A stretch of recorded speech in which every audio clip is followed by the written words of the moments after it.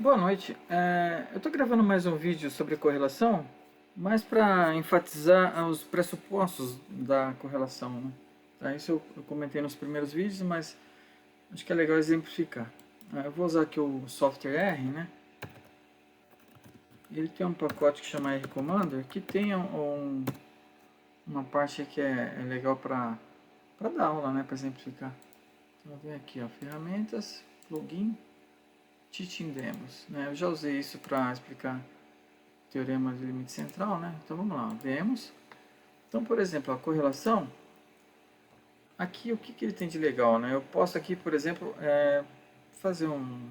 Isso é um exercício que às vezes eu dou para a turma tentar chutar valores da correlação. Então, por exemplo, aqui, ó, eu posso chegar aqui, um exemplo, eu vou copiar essa figura, copiei, colocar num PowerPoint qualquer aqui.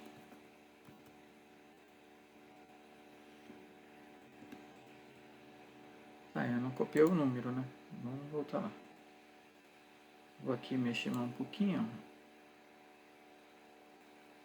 Vou copiar também o gráfico.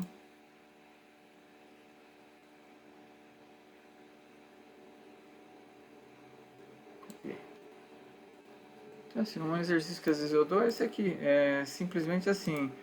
Não é para o cara chutar o número, mas pelo menos para dizer, bom, fala alguma coisa a respeito dessas duas figuras, né? Então o que acontece? Nas duas, conforme x aumenta, o y aumenta. Então a correlação positiva. O que mais? Aqui a nuvem de pontos, essa aqui está mais agrupada, então essa correlação é mais forte do que essa. Basicamente esse é o comentário.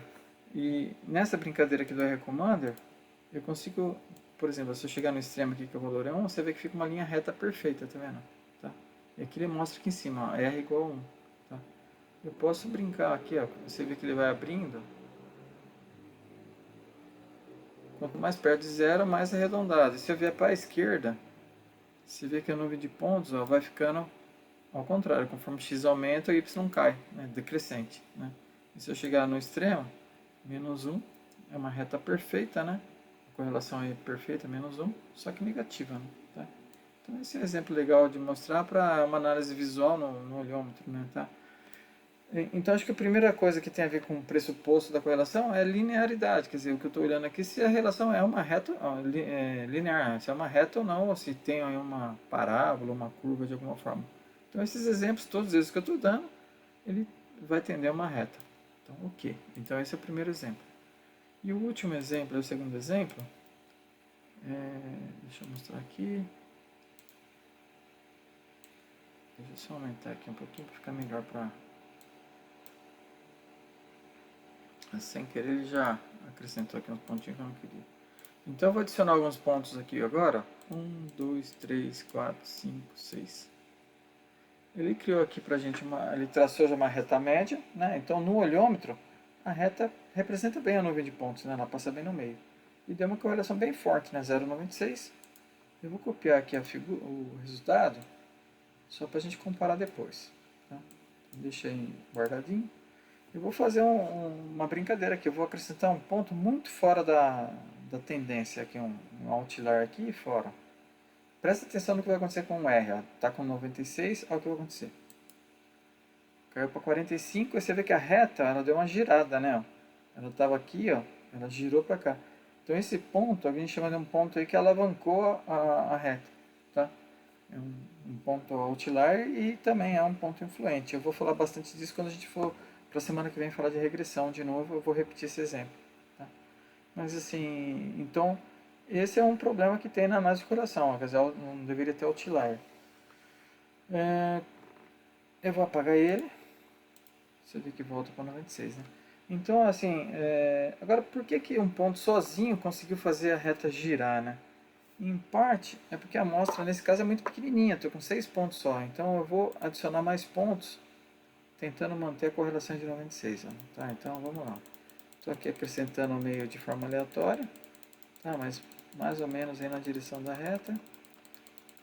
Tá, então isso aqui equivale, ó, estou aumentando o ponto, equivale a aumentar o tamanho da amostra. Tá? Pronto. 97, até que tá ok. Né? Se eu colocar agora o outlier, então deixa eu tirar a foto aí de novo. Espera aí, só um minutinho.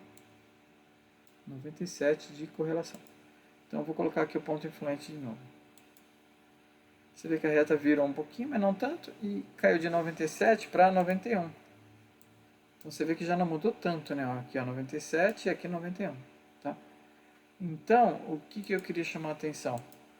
Quando a gente for analisar os pressupostos da correlação, o primeiro dele é que as variáveis são numéricas. O segundo, que a relação entre elas é uma reta. E o terceiro é que eu não tenho outlier aí alavancando a relação, né?